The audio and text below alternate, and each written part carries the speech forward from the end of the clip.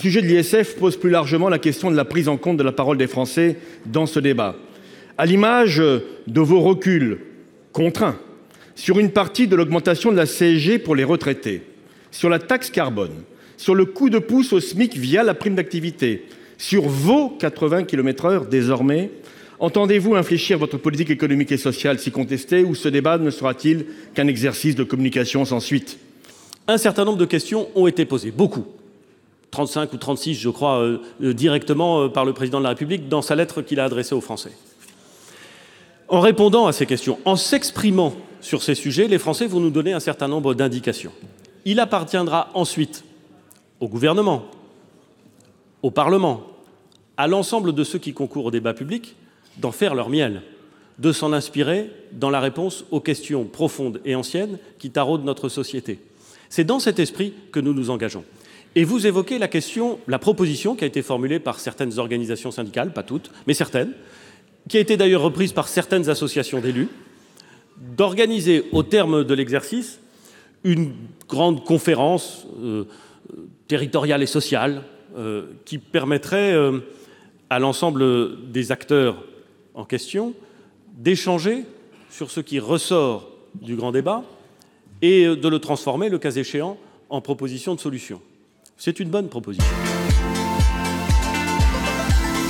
Mutilés, éborgnés, défigurés, subissant quotidiennement la violence symbolique et sociale imposée par les politiques gouvernementales, c'est désormais dans leur chair que sont frappés de nombreux gilets jaunes.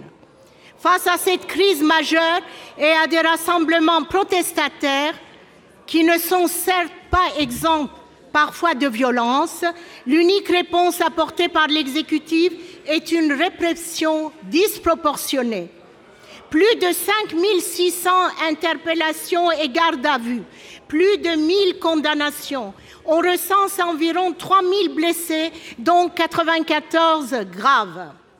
Les violences policières vont crescendo avec l'usage d'armes toujours plus dangereuses, grenades de désencerclement, flashballs et autres LBD 40, sans oublier le tabassage et le gazage quasi systématique. Je tiens à rappeler le contexte dans lequel se déroulent les manifestations auxquelles vous faites allusion, un contexte de manifestations qui ne sont jamais déclarées, jamais encadrées, avec des manifestants qui, pas parfois, mais très souvent, s'en prennent de manière extrêmement violente et agressive aux policiers en leur jetant divers projectiles, et beaucoup nous disent qu'ils ont le sentiment plutôt qu'on cherche à les tuer.